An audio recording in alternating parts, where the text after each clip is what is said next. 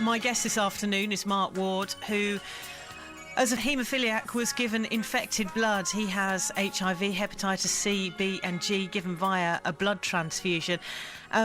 You were told quite casually, your parents were told quite casually, that you had the HIV virus. And obviously, as you said, there hadn't been so much publicity then. You weren't quite sure what it was. But what was your reaction when the nurse said, "Oh, you're positive"? Did you worry at that point, or were you so young that it just sort of washed over you? No, we didn't know. We actually didn't know what it meant then. In fact, we went home, and I remember my parents talking to one of their close friends and said, "Oh, something else now. He's been told that he's got this HIV thing." And it was after that when the full impact, the world saw what was happening with HIV, and that's when life changed, because that's where you were told you tell no one, and you had to tell nobody purely to save your life. The posters at the time were big posters saying "Don't die of ignorance," and how ironic that you were infected as a result of somebody else's behaviour when that campaign was going on. Actually, that's one of the things that I've always held deep in my heart. And when you spoke to me before about sort of feeling angry or something, that does catch a nerve, because I don't want to die in ignorance, and we've been calling for a public inquiry, we've been calling for reasons and our answers to our questions. Well, why? Why did this actually happen time and time again? And no government has ever given us a public inquiry. Now, I would imagine that it's not just health consequences for you. You spent your young adult years, your teenage years, living with HIV, and of course I would imagine living with quite a lot of prejudice as a result of that too. Yes, yeah. You didn't tell anybody what you had, in fear that nobody likes rejection. But when you think that you've got a group of young men who have got this really dark, horrible secret, and you wanted to do all what you possibly could, because, well, tomorrow could be your last day, literally, you just didn't know how people would react. I've had people who, doctors in fact, as soon as I've said I'm HIV positive, they've taken a step back.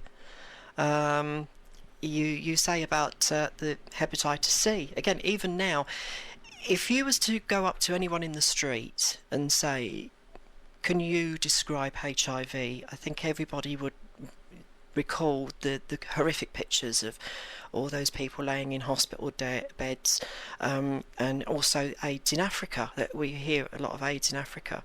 But if you were to do the same with hepatitis C, there's never really been that awareness campaign. There was stigma, and there is stigma because of the way it's portrayed, but these viruses were given to everyday people.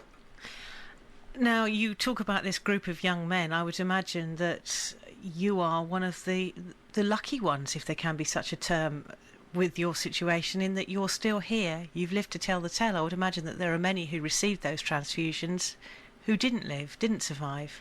Yes, sadly, the many little boys, and I say little, they were, we're talking 6, 7, 8, 9 years old, who died of AIDS, died horribly. So yes, I've always lived my life thinking that actually I'm lucky to be alive today because I survived this horrific thing. But now, as time's gone on, and with the freedom of information, and as we've learnt a lot more, and also becoming more involved with the Tainted Blood campaign, I'm now one of the committee members of Tainted Blood, and the documentation and the evidence and the things that I've been involved in and read, it makes my heart go out to those little boys who haven't got a voice. What now for you then, Mark? It's a long fight that you've been involved in here. Are you hopeful that there is a solution at the end of it, that there is the compensation that you need? I think I feel slightly positive, pardon the pun, but I've got to have faith in this new government. Past governments have let us down dreadfully, and as I said, there's never been any questions asked. This new coalition government said that they will not leave the weak and frail behind. Then people wanted change, and I think that's what we do need. So David Cameron has agreed to meet you, is that right? One of my colleagues, my fellow campaigners, actually met with David Cameron at the end of last week, and again he was very, very positive. He understood. I think he understood because the grief and the loss the Prime Minister had suffered, so he could connect with the mothers and the fathers, the widows.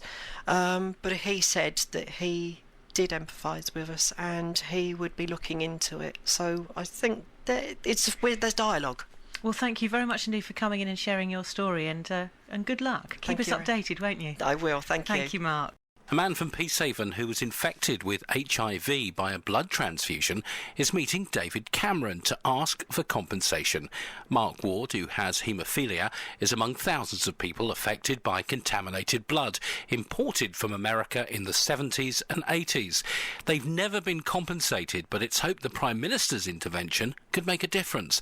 Mark told Sarah how he found out about the infection. Mr. and Mrs. Ward, would you like to know Mark's HIV results? And at that time we didn't even know what it was. So they said, well, yes. And she said, oh, yeah, positive. And we'll see you next time. Bye-bye. So that's how I and my parents were told. And then it was a consultation just shortly after that, where the doctor actually said, well, yes, and it's possibly 2 to 3 years if lucky.